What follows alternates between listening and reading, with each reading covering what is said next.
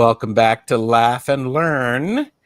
Over the past 2 episodes, we've been diving deep into artificial intelligence, exploring myths, tools, and how creatives like us can use it responsibly. Now, today, in part 3, we're wrapping it up with the final big question from the original 4 questions that Linda said, this is going to be more than one episode, Gerald. And Linda was right. So, I mean, it's been a great journey, and I think I've learned a lot, and we've shared a lot of information for people. So I'm looking forward to having an opportunity to continue this conversation with you. I do encourage you to subscribe to all of our channels. The links are below. We are simulcasting this, so you can find us in many different places. And in fact, TarotStache has the Laugh and Learns posted as a podcast so that you can listen to them if you would enjoy doing so. And so, amazingly enough, my friends keep coming back. I mean, Ritchie from Longman Tarot and Linda Day Gonzalez, they keep saying yes. Keep doing this. I mean, you're nuts. No. I love it. I love it too. I love it too. So we have, of course, as everybody is coming in, I do want to remind people to do the key things. One is like and subscribe because it's free. Linda actually has a membership on her channel, and Opal Empress Tarot is a new member. So congratulations. You're a smart individual. Yes. You're a smart individual. As always, this is for entertainment purposes only. Do not make decisions based upon what we say. Seek professional assistance. Really. I was making some additional videos, and one of the things that I said was make your own life choices. Is what Quill had suggested. I thought, all right, there we go. Oh, and I'm TarotStache. Thank you. All of us do private readings. Links are below, as are ways to support channels. Linda, how are you? I'm great. Thanks very much for asking, Gerald. How are you? I'm swell. I'm glad to be here with this. It'll be really nice to be able to put all of these notes into the folder so that I can make room for some other stuff. The folder. So, you're just taunting me with those, aren't you? What do you mean? I'm not taunting you with anything, Linda. I'm not taunting you at all. Ritchie, what's going on with you, and what are your weekend plans? Because we're filming this on a Friday. Busy. You can't see this, but I'm having all the Victorian sash windows replaced. I'm kind of there. So I'm kind of tidying up, cleaning, getting rid of centuries-old dirt and dust. Then I'm going to go Morris dancing tomorrow at a local pub for charity. So I'm going to go and shake my stick and dress up and have a wonderful time, and probably have a drink or two. Don't tell anybody. It'll be our secret. No one else, just us two. No, just us two and me. Yes. And what will your beverage of choice be, Ritchie? Something fruity and alcoholic. Oh. There you go. It's an apple cider. Oh. Cider, yes. I love that. I've been putting some shows together for next week, and I have already put up the Long Stash Maybon show, which is on the 22nd, which is on the actual equinox. How exciting. It is. So I'm kind of looking forward for darker evenings. I don't normally say that, but I'm kind of looking forward to autumn this year and just kind of calm in the down film with you in the evening. Mm. Is it because you like the darkness that matches your soul?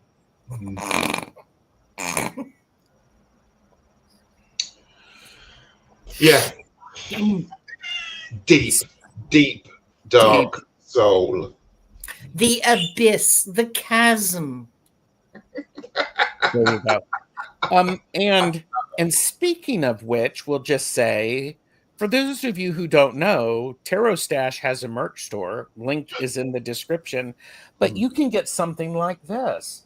So if you need to brighten up your dark days for TarotStache vibes, feel free, kids. Feel free.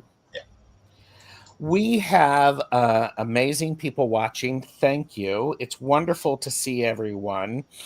Gerald's drooling folders. Mm-hmm. Yeah. He's drooling over the folders. I'm drooling over the folders, and so is Linda. She's jealous. You know, you don't have a dollar store to get these. There's like 3 within walking distance. So. Where I do all my shopping. What are you talking about? I have loads of those, but I always forget to use them. Oh, really? Yeah. Okay. I'd send you some if I could afford it. Well, yeah, but apparently, anyhow, Raven Tarot Meditation, who is Timmy, has said Gerald is king of merchant office supplies. Well, and Jaime was supposed to be here, isn't able to be here, but talking about somebody who is the queen of office supplies, she's the one who has all of the tabs. Oh, I love those. Oh my God, I love those. Yes. So. Yes. The folder is transparent and has snaps, sort of like me. I'm transparent and I snap.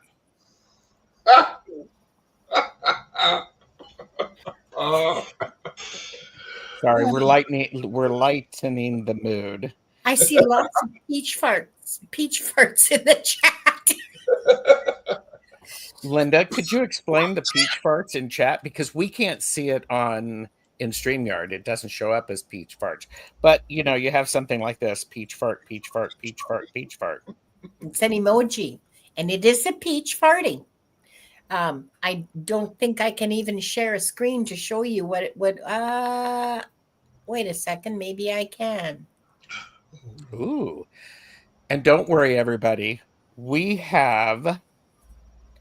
This is what we've talked about. So in episode 1, we did talk about when did you first start using AI and which version do you use and what drew you to try it. We also talked about how has AI changed or expanded the way you approach creativity. In episode 2, we talked about what have you learned or unlearned since you started using AI. And today we're talking about how do you use AI in a way that feels ethical, authentic, and true to your creative voice. Not only that, but I also have, what's Linda going on about? I also have some continuing, I still have some tips and suggestions and some myth busting. Ooh. It has a lovely peachy bouquet. So more people have come in. Are you going to try to share your screen? Well, just a second here.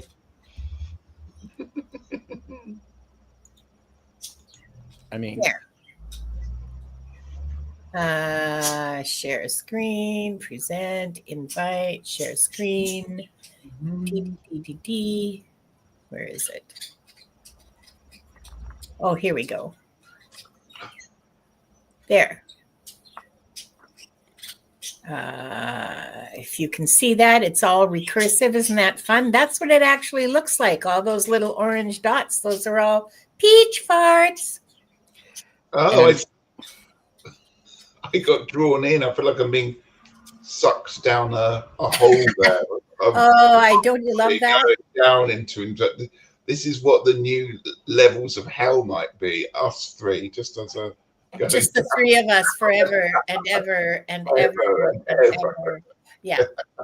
That's a tuck box rage video just waiting to happen. Look that up, kids. Look that up. One thing that I would love to be able to do is I would love to be able to share some best practices when using AI. We'll start with that. And one of the best practices, if I can find it, really. Here we go. Really? Huh. Talk about something, Linda. Best practices for using AI. Well, AI is not your new overlord. You got to keep a two-fisted grip on reality. It's your assistant. It's your helper. It's not your friend, although it can mimic friendship and empathy really, Yes. really well. And I find that very useful because, well, I find it very supportive, even though I know that it's a mimic. Somehow that's enough for me to get through the day. That's enough for me to be able to carry on and say, okay, you're right. This is what I need to do. And I guess I should do it because I know it's good advice and it's good information because I checked it. What? I know. Ritchie's advice. Even Wanda's astonished. I know I did check everything. Well, not every single word, but yes. By and large, I check everything AI tells me. Yeah. Yeah. So I do something that you said there reminds me of myth 8 that I want to bust, which is AI can replace human intuition and empathy. No. And AI itself says it can't do that. Yep. While AI can mimic supportive language, it doesn't feel or intuit. Human intuition, lived experience, and empathy can't be replaced by algorithms. AI can simulate kindness, but it can't sit with you in silence the way a friend can. Yeah. It's okay. My mother simulated kindness for a number of years. It was all right. Okay. So I actually did find my sheet now. Okay. Away you go, Gerald. I know. Thank you very much. I appreciate it. Very well. So I'm here for you. Here's a tip for using AI, in particular GPT. Start messy and refine together. You don't need the perfect question up front. Brain dump your idea, then ask Chat GPT to organize it. Yeah. That works. I have found that to be freaking amazing. Yeah. Yeah. So, yeah. Yeah, if you start out, I have started out saying, it seems to me that this and such might be connected to such and that. Now, what's your take on it? And I'll get this. I mean, sometimes it's a flood of information about where they may and may not intersect. And in the 18th century, this happened. And then this was it is so interesting. Yes. And yeah. What do you think about that? Start messy and then refine, Ritchie? Yeah, I do. I mean, I'm going to be talking about artwork that I've done on it, and that's certainly some ideas because, if you were drawing something or creating something, you always do sketches or preparations beforehand. You wouldn't dream of going straight in for the final thing straight away. And that's how my brain likes to work. So when it comes to AI, I have to have AI that works in the same way that my brain allows it to work. Otherwise, I feel a bit out of control or a bit not happy with the result. So, yeah, I think there's a lot to be said for, and actually, you can not necessarily have mistakes with AI, but it can take you off down a tangent that you didn't want to because of that looseness to start with, the fluffiness. And then you refine, you can suddenly go, oh, I didn't like that as an original idea, but now I like this. So it's a nice pathway to go on if you allow it to. It can be. And that's one of the things that I've learned using AI is I have to be careful that I don't go too far off of what I originally was looking for, Yeah. because I love a good rabbit hole. Oh God, yes. I love to follow the fascination with that. It's really interesting. So here's another best practice for using Chat GPT, and I think AI in general. Use it for momentum, not replacement. Let AI help you get unstuck, structure a project, or clarify your thoughts, but keep your heart in the driver's seat. Yeah, Yes. 100%. That's my goal. Mm-hmm. Yeah, I do use it for that, because I can get stuck, because I get overwhelmed. I think I've mentioned that before. I have too many choices. I go, what? So Oh, I've written, I've written some poetry. It started off a few years ago trying to see what poetry was like. And it was soulless, absolutely soulless. I mean, if you're coming to write poetry or something, it has to come from the heart, doesn't it? But it was a nice framework to go, oh, I quite like that, and I can edit that bit, and that bit works. And basically, AI wrote a poem, and then I went and rewrote all the words that it had generated. Almost, in fact, stuck it through again to go, I don't like all those words, but I like this. Give me something else. And then I go over the top and put in my content and give it that human thing. I like that. Yes, Linda? I was just fascinated by Ritchie's process. That's really interesting to me, because what I do is I'm not working with poetry. That's one thing. So it's much more. It's much less from the heart. Mm. So I what I do is I say, this is what I want to say, and I put it down just as it occurs to me in my brain. And then I get it spit back to me all nicely arranged and organized and put together a lot better than I could ever do. I mean, I have a lot of experience in technical writing and writing manuals and stuff like that. It's all my experience is all very factual. And first you press A, and then, and so all the kind of writing that I need to do now, it's torture for me. So yay AI for taking that burden away. Mm-hmm. But Well, I haven't tried to write. ethnicity brings up something, how about we all get together and support each other in real time? Too much has been replaced by fake content. There is a lot of that going on, and especially in 2020, when we were forced to spend time and shelter in place. This goes along with one of the other best practices, which is you are not talking to a person. Yeah. AI is a pattern machine, not a soul. Be curious, even connected, but save your relationships for fellow humans. Yeah. And we'll put it this way: if it weren't for AI and technology like this, I would not know these two people. Yeah.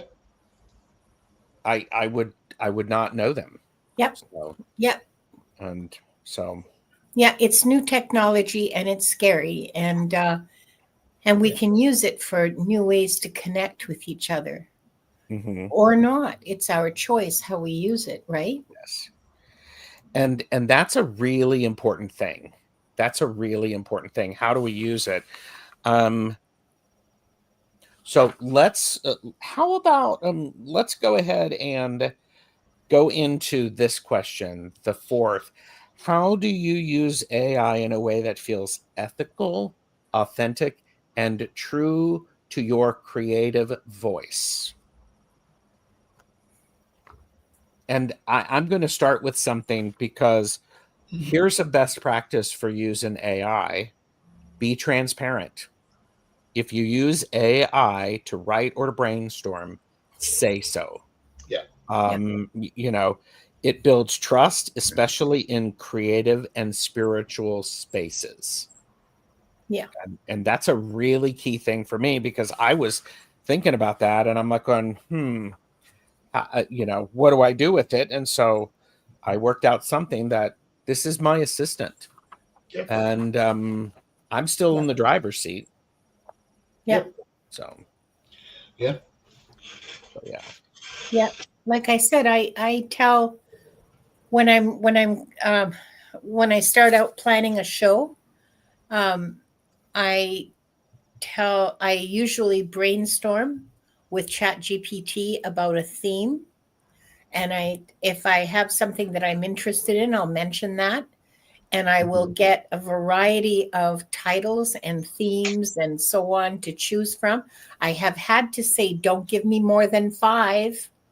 More, because at one point I got like 17 ideas. This was at the very beginning, and I'm going, they're all wonderful and it'll take me a year to get through them, and please limit these to 5. And then I work with that and say, this is what I want to say, this is what I want it to be like, please put that into a description. And it does, usually with like way more creative emojis than I even knew existed. And just in a much more, like, I can read it out loud. My test is, can I read it out loud without cringing? That's a good one. Yeah, that's really good. You think so? Oh my God. Thank you. No, I think that's perfectly true. Or if you're going to read something out and you go, I actually really wouldn't say this. Yeah, exactly. That's my test. If I can read it out loud and not go, oh, yeah, then I know it's my voice. Then I know it's authentically me. Even if I didn't write it, it reflects me accurately. And that's what I want. I want an accurate reflection of me in what I put out. You're really interested in the authentic aspect of it. Yes. And yes, because otherwise I'm okay in terms of a YouTube channel. Otherwise, I'm selling something that I'm not, which means that either I then try to twist myself into being something that I'm not. Yes. Or people show up and they're disappointed because this isn't what was on the label. And so integrity, man, it's got to be true to me, beginning to end. Yeah, the ethical. Ritchie, what thoughts do you have? Because we will get an opportunity to show your pictures here in a little bit, and everybody stay around to see that. So I am in the very slow process of creating a tarot deck using AI artwork. Now, one of the reasons why this is taking so long is because of all those lovely words. I want to be ethical, I want to be authentic, I want to do that. But be honest with you, it took me a long time to get started because there was so much conversation, particularly in the tarot world, of whether AI is the right thing to do and copyright, which I totally get. So actually that stopped me from racing in and doing lots of things that I would later on regret doing. So I've sat and thought about this for a very long time before I decided that I was going to use AI Gemini to create images. The reason I'm using AI is because I've got a very creative mind. I can do lots of 3D cutting, creative stuff, but I'm not the best drawer in the world. I'm not an artist. And I know that if I tried to create my own tarot deck, I couldn't do it, pass it on myself. And I don't think I would want to give it to somebody else or pay somebody to work collaboratively on that one. So that's why I would use AI, because it's my only tool for actually creating something that for me is decent and reflects what I wanted. So that was my thought behind it. About the ethical part of it as well, is that this is a deck for me.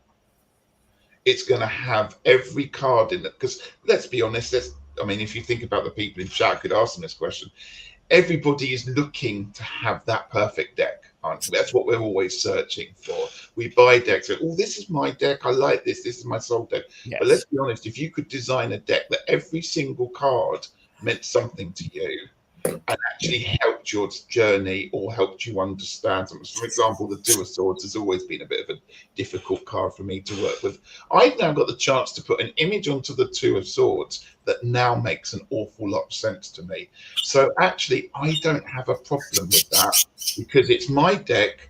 I'm going to create it. I'm not going to sell it. No one would want to buy it anyway because it's all images that are important to me and not to other people. Sure. So therefore, I don't have a problem with creating that artwork. Mm-hmm. Yeah. So that's where I've got to at the moment. And so I'm working through the design process. I'm working through what I want the images to do. How do I want the deck? How do I want the court cards? Sometimes it's a case of if I'm on a train journey or a bus journey, I'm sometimes like, oh, let's just have a go, shove it in my phone and see what comes out. And no, that doesn't work. Other times I spend a lot of time getting the prompts right. And then I will go back once I've got it more or less how I want it. I will then do a couple of things. Firstly, I will edit it using photo software and do some editing that way. Mm-hmm. And secondly, I sit with that image for a considerable amount of time before I decide whether I actually like it enough to use it. That's smart. So I'm just thinking time, process.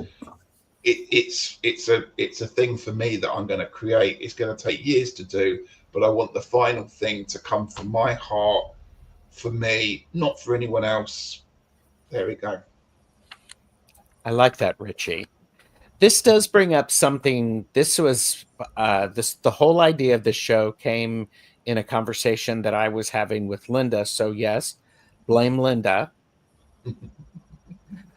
But we were talking about the idea of ethics and creativity. And part of this is there is a concern about plagiarism and copyright. Yeah. And AI can generate content similar to existing works.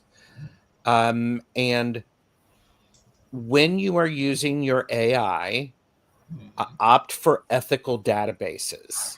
And in the beginning, there was such a frantic need for AI tools to be able to fill and have more and more available to which they could use as a base. And OpenAI has done significant filtering post GPT-3. So this idea of copyright is a concern. We get it. We've also talked about how that AI is it's like a collage artist. Yeah. It takes pieces and parts and then put them together in a new way. I always think of the Beatles' Sgt. Pepper album, where they had all those pictures. They were actually cutouts they actually made of all those different famous people from all different. I think of it like that. Yeah. Yes. Well, and I also think that you have to be transparent. Yeah. Did you use a tool to help you use it or to create it? Yeah. Point it out. Yeah. What we talked a little bit about, what I've learned, we talked about this from last episode, is the prompts that you give it help direct it where to look. I am always looking for proper citations. If I need an image, which I haven't done a whole lot of image work myself, I'm saying copyright-free images. Yeah. So that's an important thing. And AI is a tool for ideation, not replication. Yeah. So think of it that way. Say that again. AI is a tool for ideation, not replication. It's a great tool to generate ideas. Well, yes. So, but by the way, it can replicate something. It can do things in the style of. Yes. Oh, But like Muppet pictures. Yes. yes, exactly. The Yeah. Muppet photos. Those were fun. Yes. And so, AI doesn't create in a vacuum. It stitches the patterns because it's patterns. It's an algorithm from what it has seen. So our responsibility as artists is to guide, transform, and to make meaning, not just echo. And we go back into the first chat, is this the idea of it's the ethics is how we use this stuff. And so, and for me, I'll answer this question is I want to be transparent as that I have used Quill to help me formulate and to organize my thoughts. Yeah. There's so much information in the conversation that we've had. It's been fascinating. If it's authentic, if it doesn't feel authentic, I will look at it and I will go, God, that is horrible. I will start over. Yes. I will scrap it. And by the way, the great thing is I'm not going to hurt anybody's feelings if I I know, isn't scrap that it. liberating? No, this isn't what I want. Let's start over. And there's okay, where would you like to go now? It's just as cheerful and eager and helpful as it was at the beginning. You're not hurting anybody's feelings by saying, this isn't what I want. Let's do it again. Yeah. I have also found, so for me, ethical is I'm actually asking for some citations, and then I will go to the citations and I will evaluate those. I'm putting things together in new ways. I mentioned this last time. AI is pretty good at building connections where there may not have been them connections before, which is fascinating. I love that. I'm still better at it than my AI. I'm seeing things. But that being said, it is seeing things that I don't see. Yeah. Because it has a broader swath of information from which to pull. Yeah. So see, I'm going to say, because I've already said that I'm no artist, is that I say that AI is a better creative artist than I'm at getting the thing down onto paper or to whatever screen. However, I'm the one that's come up with the ideas and know what the original and the final thing should look like. So it is, in many ways, people have talked about Michelangelo in chat and stuff. It's a bit like me going to anybody and going like, this is my idea. I want this. They go off a set amount of time and they go, that's okay, but that process would take a very long time if I actually engaged a human being to get my idea across. This is a lot quicker, and as you say, we'll take prompts, but it's also okay when I go, do you know what, this is a really crap idea, let's get rid of it and start again. And it goes, yeah, fine, okay. And that's down on me as well as a learning process on how that works. Yes. Yeah. And if it doesn't feel good for you to use an AI tool, then don't use an AI tool. Linda, I have been talking for a while. What are your thoughts? What are you thinking of? I know you shared already, but well, so in terms of ethics, I think it is important to cite sources. Yes. Do end users cite their sources? Yeah. Some of them do, yes. Yeah. And mostly because I'm not doing the kind of thing that requires sources to be cited. I mean, I'm not writing any academic papers or anything. And if I was, I wouldn't be using AI. Well, maybe to do the research or some of the research anyway. But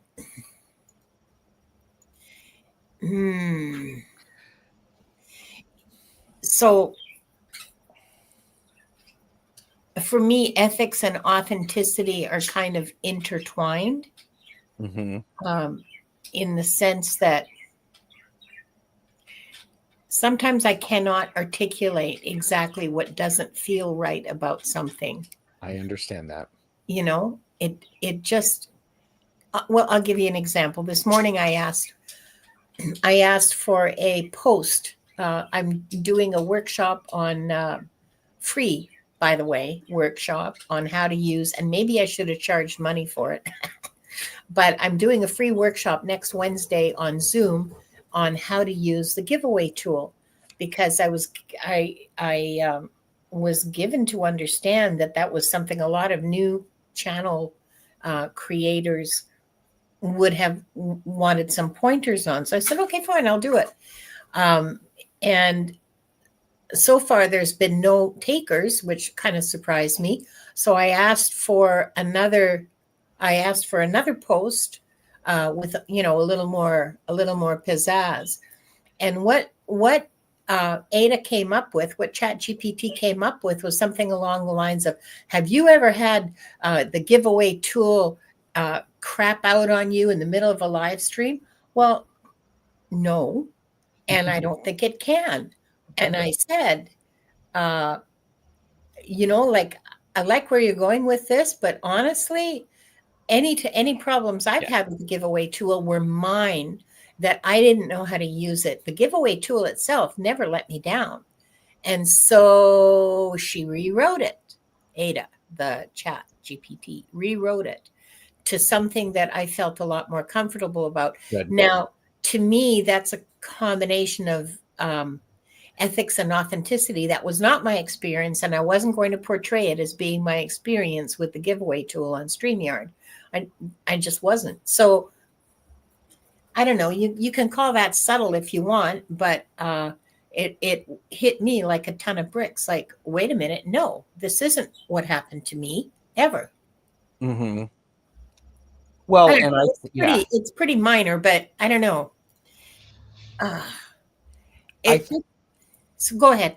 Well, I think what you're saying is very important, because if it's not in your voice, no one can get your voice except you. Yeah. No one knows your voice better than you. Yeah. And a machine, an algorithm can try. Yeah. And it was a good effort, and it was great clickbait. Okay, like, it was terrific clickbait. But I'm not having it. Sorry, that's not true about giveaway and about the giveaway tool. Yeah. And also, I think that it would tend to drive people away if they think that, oh my God, it can blow up. Not in the middle of a live. No, no, I don't want to do that. Well, and Hypnicity says many people don't even see if they are watching AI. Yeah. Boy, there are some tools that are really, really good. And what is it? Is it in the Sweden, where they're teaching people how to spot things that are generated that way? So it's been interesting. I don't know if you've seen it in the news. It was over here in the UK. I'm not sure if it went global, but there's a couple of big fashion magazines that this week have used AI models for the first time, actually, in their looking like a photo shoot. If you didn't know it was AI, you would not have known that. But it has caused quite a controversy and a lot of comments in the media about it, because obviously it's taking away jobs. Yes. The way the AI has portrayed them as well, when we're doing everything to, increase models with plus sizes and other traits and bits and pieces. So it's caused quite a controversy, and again, further conversation. But what they don't do in the magazine is say this is an AI model. They haven't actually addressed it. So it's interesting that it's still around there. And I think it will always be around. I don't think there's authenticity or what's acceptable. That conversation is always going to be about AI. No, it's never going to be solved, that question. Yeah, it's going to evolve, because as we talked about in the first episode, this is moving so rapidly. We don't have a chance as a civilization, a society, to adjust to it and to process it. Yeah, it's overwhelming. Not even 2 years ago, a year ago, you'd put you'd ask AI to create a picture, and it would come back with 3 arms and 17 fingers still, wouldn't it? Nowadays, it's all, you can generate something at home, which is incredible and has very few flaws in it now. It's just the process is so fast. It's getting better and better and better. Yeah. And so getting caught up in chat, Timmy has said, I found that with visual images, if you need something specific in the image, add that at the end of the description rather than the beginning. Helpful advice. Play Love Remember has asked if anybody has used Gemini. I think you're using Gemini, Ritchie. And Timmy's using Gemini. Yes, Timmy is using Gemini. And Timmy also says, I see AI in my art life the way Michelangelo had assistants in his studio. He would design the overall thing and the assistants fill in the spaces between. Yeah. AI does that for me. Just like I used to edit my boss's emails. Yep. Yes. And yes, authenticity is the bonk of enlightenment. Everything. Yes. Yep. The Wintermute AI in the William Gibson novel Count Zero was a literal collage artist. Very perceptive prediction. Oh, yeah. Oh, yeah. And so, okay. And yeah, Ritchie uses I was going to put something in here, actually, just thinking about it, is by coming to think about this tarot deck, and I've often thought about a lot of publications that have been written on our areas of interest, these lovely people. When you just shove something in AI and ask it to write it, you can tell, can't you? I've read a few guidebooks for tarot, and I'm like, you quite clearly do not know very much about this. Yeah. Because it's very basic and generic. So it's interesting how some things really race forward and other things are I suppose only as good as the user that puts the information in or does the editing part of it. But yeah, it's interesting. You might put a lot of effort into a card deck, but when it comes to the guidebook, not put so much effort in. Yeah, and yeah, it's crazy. Go ahead, Linda.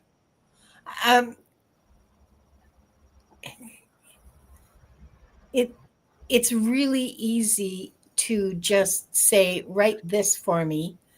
And then when the results come out, it's obvious that it's AI. AI has a particular, at least ChatGPT anyway, has a particular writing style. I like it, okay, but it's easily recognizable. It gives you things in threes, which is but that's what you're trained to do in school, right? When you're writing a composition, it's a rule, sort of. It gives things in threes. It says, it's not this, it's this. Yes. It says, like, there's a whole bunch of, and people think that it's the dashes. No. It's not the dashes. It's the sentence structure. It's the way it gives you examples, because there's always going to be three of everything. It's the way that it, very nice. I like it. There's a lot of alliteration in there. Mm-hmm. And it's almost poetic as prose. It's almost poetic to read it out loud. And it's not a bad style of writing at all. It is correct. Yeah. As far as we've been taught how to write, except it's the same all the time. It is a bit soulless, isn't it? It has yeah, it's like Ritchie was talking about poetry, and poetry has a thing about it. Yeah. You can't just get a computer to write poetry. It will do something. Normally, I mean, a lot of AI, if you say, write me a poem, it assumes that everything has to rhyme in it for the first bit. So it will do a wonderful job of making up the worst rhymes and the most improbable words just to get them to rhyme, rather than thinking anything about the content or anything heartfelt. Yeah. So yeah, it's pretty rubbish when it comes to something like that. Yeah. And Timmy from Raven Tarot Meditation said it's noticeably correct. Yeah, because it follows all the rules and it does everything. The syntax is pretty perfect. Where in stories where it tends to fall apart is people's names change in the middle, and plot lines. Yeah, it's crazy. I listen to stories to fall asleep at night, and you run out of human stories that are interesting, and so I'm listening to AI stories about dragons and space stations and stuff like that. Anyway, yeah, people's names change, and that's just really stupid on the part of the human who's running the channel, because that's easy enough to fix. Yeah. And but in terms of actual the written language, it's so good that that's what catches it up. Yeah. Pamela brings up a good point.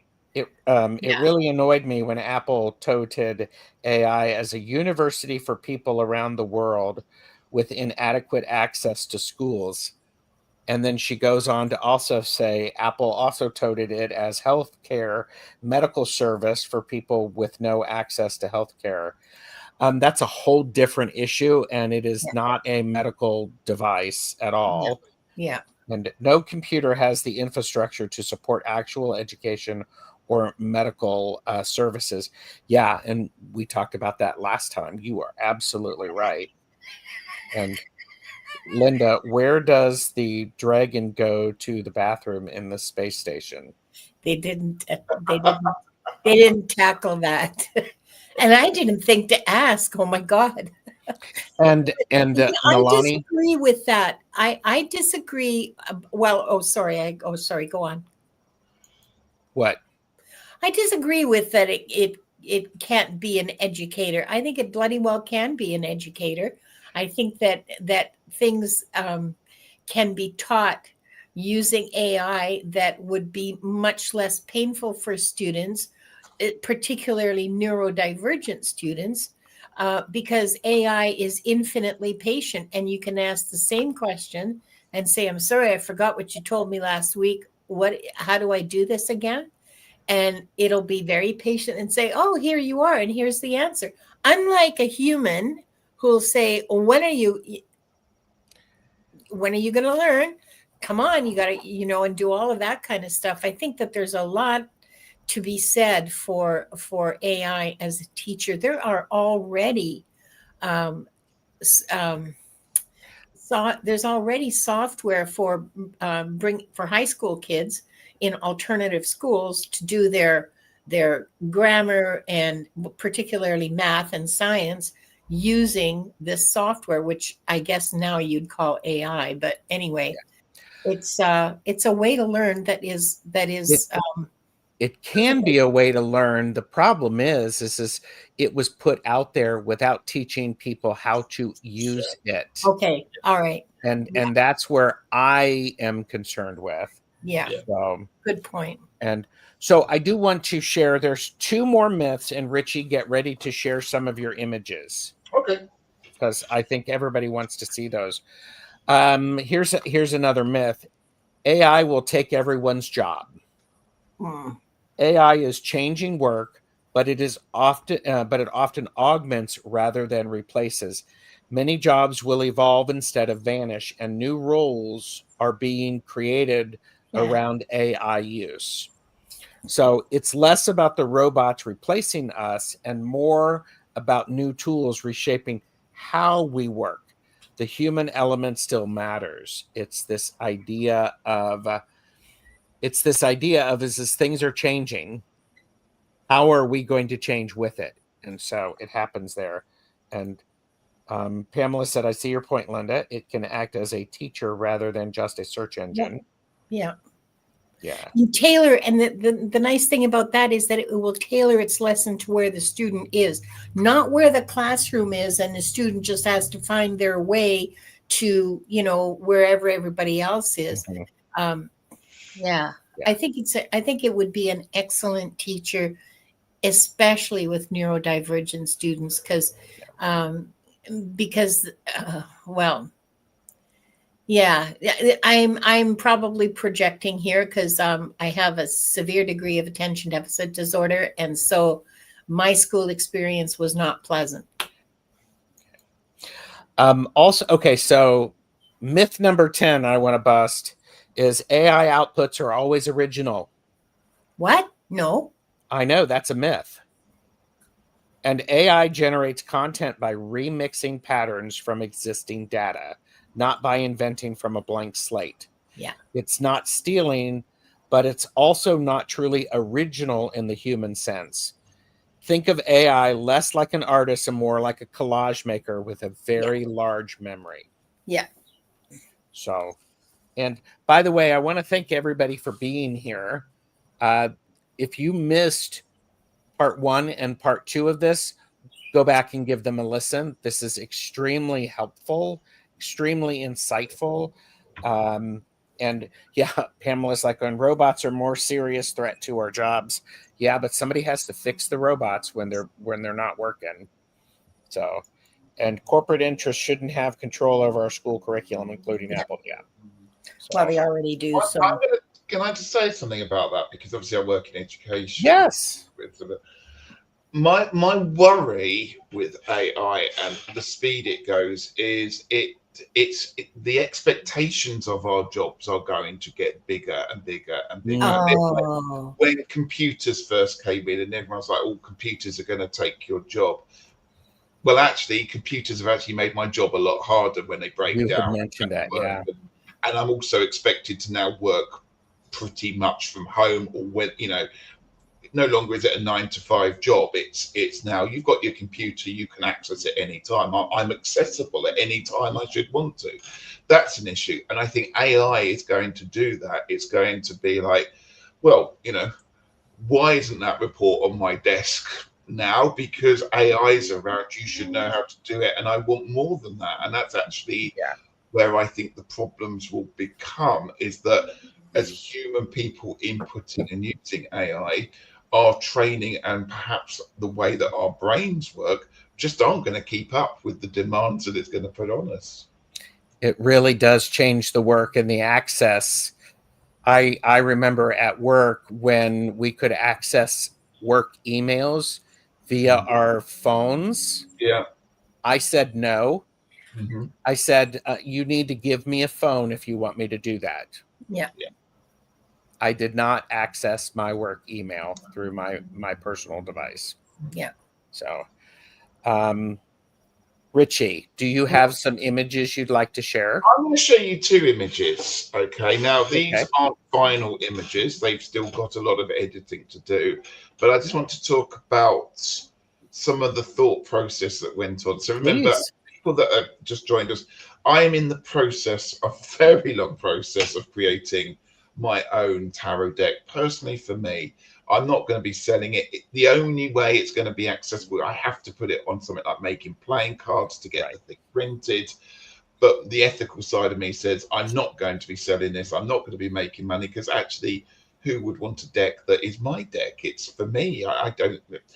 But the nice thing about AI artwork is that although I've put the input into it, I haven't done the actual drawing, so I don't feel embarrassed about what's coming out of it, because I haven't actually drawn it. It's the damn computer that's done it. Do you know what I mean? So it's absolutely fine. So I'm going to show you this one. So this is the Hermit card.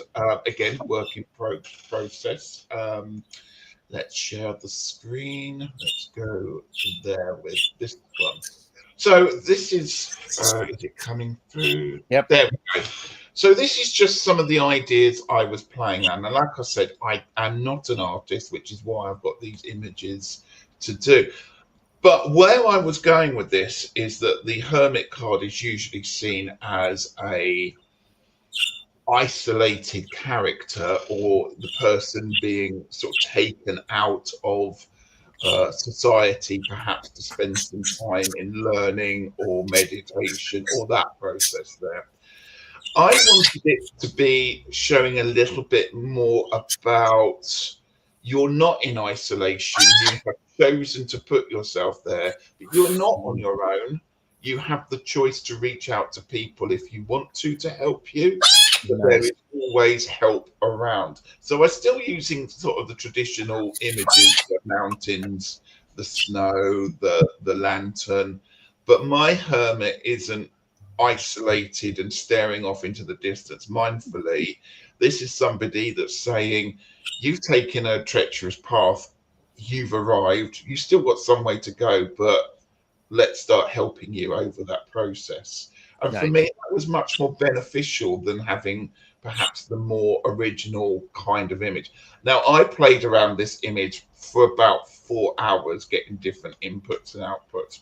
I have to be absolutely honest that most of the images in that I'm creating are masculine. I've always been on about wanting a very masculine deck. I've also gone for themes that I find interesting. So the cup suits are pirates kind of scenarios.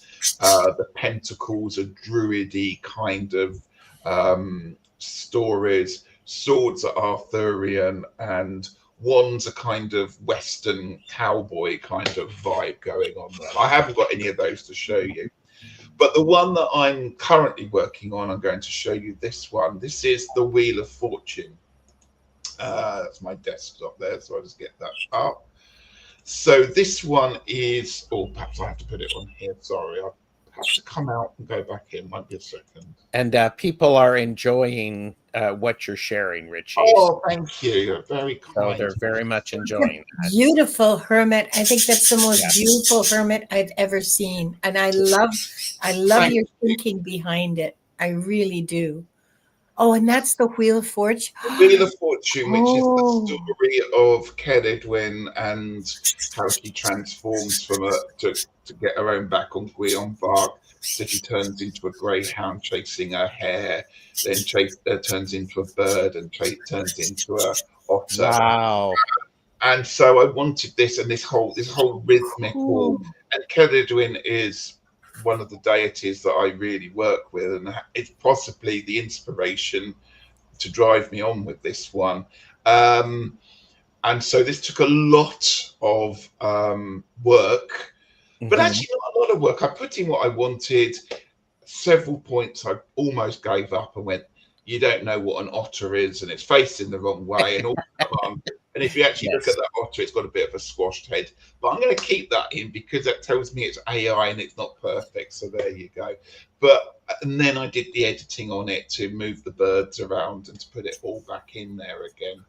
So that's where I am. I'm quite actually happy with this design. But I didn't want that certain action, but I did want Ceridwen's cauldron of inspiration as being the story, the image behind this, and everything has a cycle and everything keeps going as well. That's incredible. Gorgeous. I love all of the that gives me a whole new way of looking at the Wheel of Fortune. Ritchie, that is an incredible image. Yeah. Thank you. But it's only partly me. Remember that one. I have not drawn this. I've put in the command. I don't care. I don't care. So I will take it, but also it didn't take me very long. Let's be brutally honest on the great scale of things. Yeah, and what? The length of time makes it worth more? But no, I'm not saying that. But if I tried to have drawn that or somehow created it, it would never have looked like that, and I wouldn't have gone through so many drafts. So I have to be honest, it's incredible, but I haven't actually sat down and drawn it myself. So therefore, I don't have quite a bond with the creativity process than if I'd actually drawn it myself. Yeah. It's been an easy way to create something that I'm very particular about. Yeah.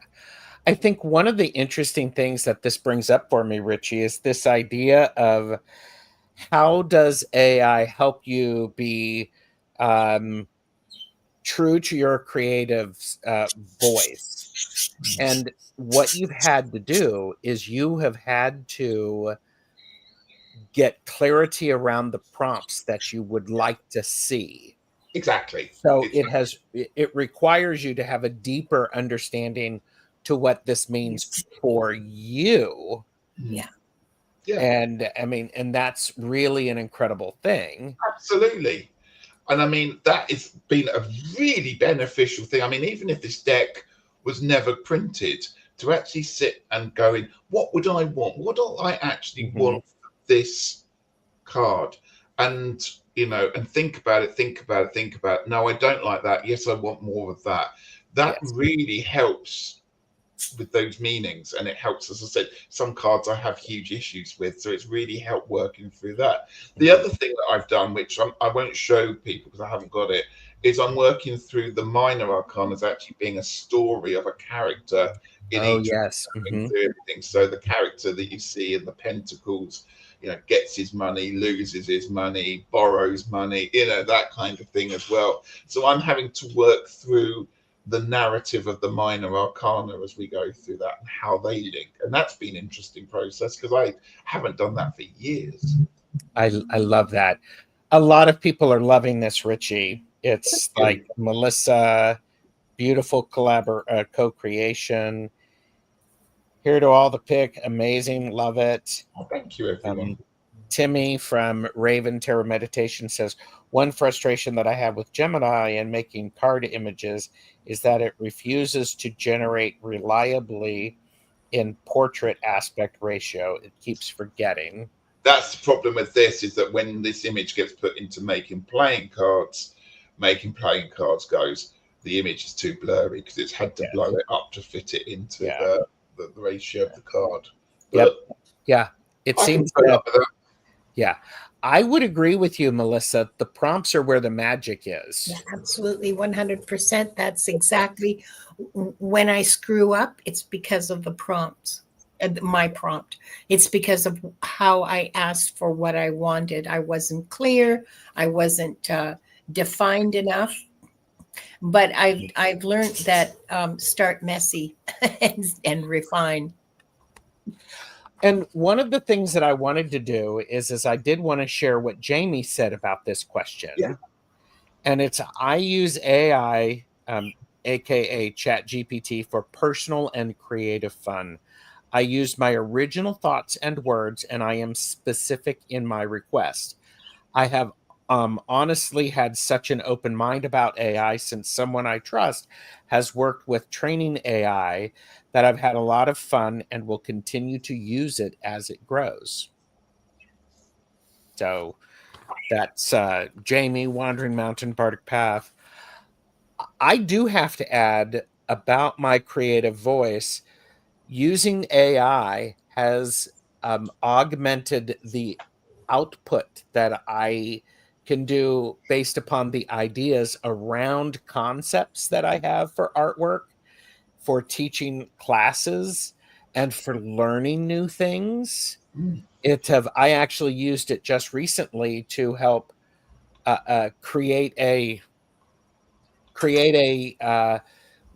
do a plan for how I can explore this topic. And it's brilliant. And in fact, I was so inspired. I was like, going, well, I need to see, you know, what does, I'm always thinking I'm in a classic college, in art college. And it's like, here's the subject matter. Help me with what I would do. And then it was like, ooh. And then it's like, you know, do you want year 2 study? And I'm looking, yes, please. And then I went, now I want an independent study to understand exactly what that means as it relates to my own creative work. Did that make sense? Yeah. Okay. Linda, did that make sense to you? She's like, no. No. It's a way to encourage me to figure out how to study something instead of, it gives a structure around exploration. Is what it does. Oh, okay. Well, that makes perfect sense to me. Yeah. The Artist Decoded is an amazing example of an artist working with AI. Beautiful deck and book. Great. I'm treating each card character as a subroutine. Each card environment as a subroutine. That way you can edit each individually, then cut and paste the text blocks to build new images. Yes. Very interesting. Excellent. Excellent approach, Timmy. Yeah.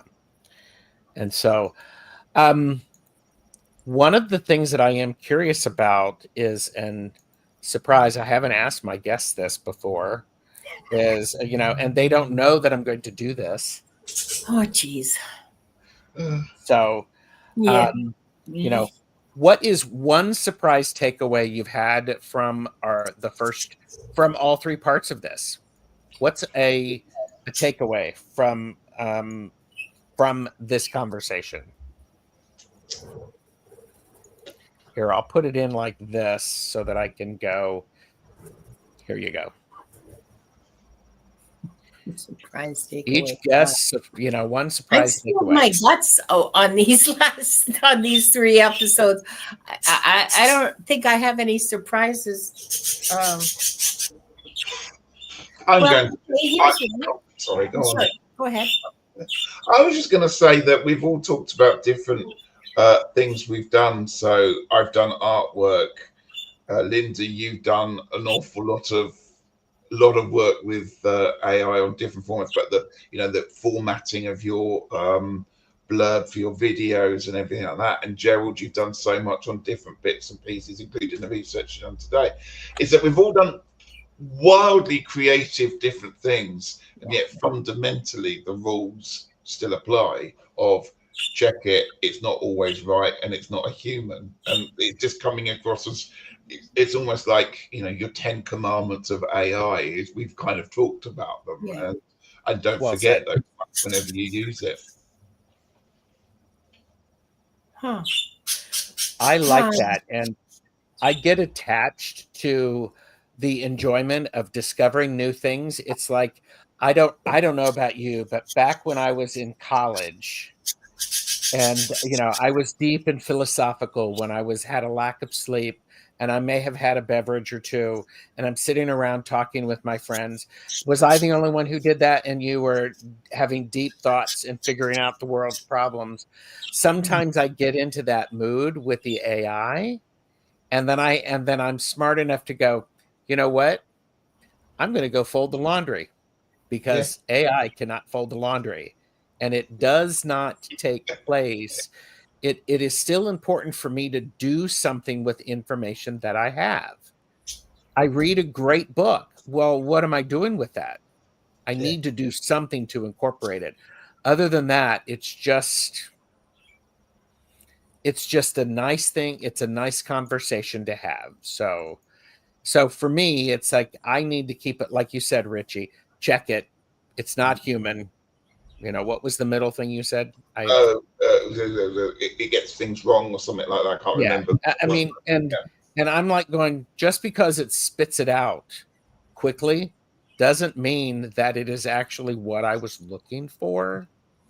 Yeah. Check. I don't accept sort of, it's okay to go back to square one again and go, I've fallen down this rabbit hole of pictures and images, and wow, this has been exciting, but that's an hour ago and I still haven't got what I wanted. So I'm going to stop and I'm going to rethink what I want, and then you're going to try again. Yeah. Nice. Yeah. Nice. Yeah.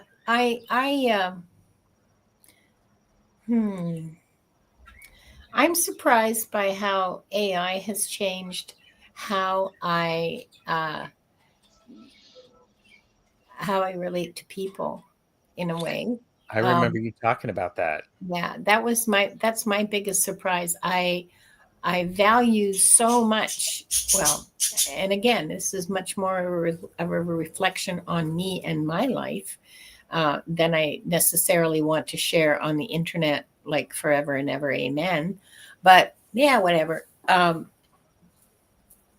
The amount of affirmation and confirmation that I got as I was thinking my way through something, being, very uncertain of my opening premises, being very uncertain about what I was perceiving, and just feeding it into ChatGPT and saying, given these facts, am I wrong in wanting to cut the relationship off? Am I wrong in wanting to whatever?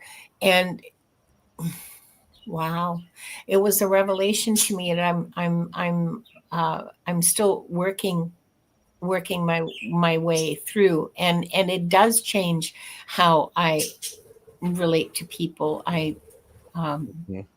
I'm much more likely to say to a total stranger at the grocery store, I love your shoes, they're so cool.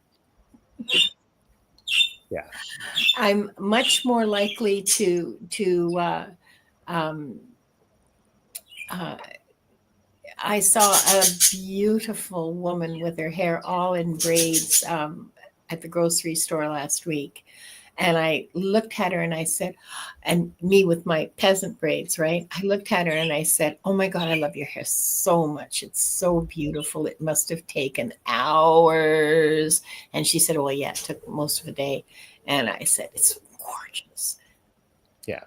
I felt so good after that interaction. And I think she did too, just unexpected little kindnesses that make a difference. That's a huge deal. It Timmy is has said funny. his surprise takeaway. Linda has an AI companion that tells Well, her Dragon Space fan they're fiction. on YouTube. Those stories are on YouTube. I don't make Ada tell me stories to fall asleep. If I did, well, anyway. And so yeah, no. These are on YouTube.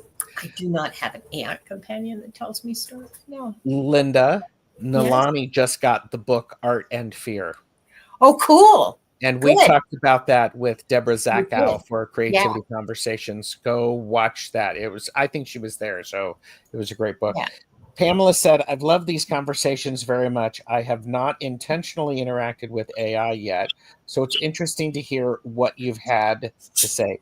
Clearly, important takeaway is that it is a machine. It's code. It's It's zeros code. It's and an ones. algorithm. It recognizes patterns. Yeah. An important thing and because of that pattern recognition, you get better answers the more of a relationship you have with it. And I use the word relationship loosely. The more you interact with it, the better it knows you and your style and who you are. And the better as a writer, the better the output will be.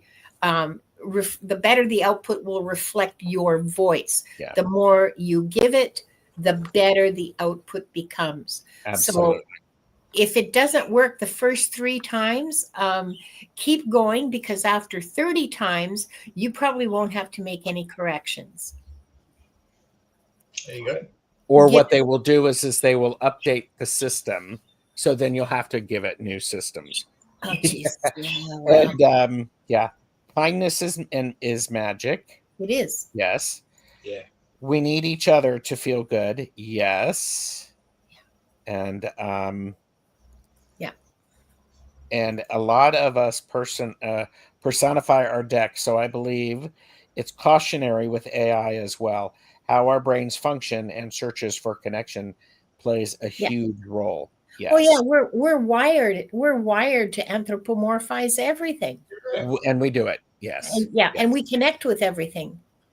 And Yes. we domesticate everything, and everything, we just bring everything into our family, right? Mm-hmm.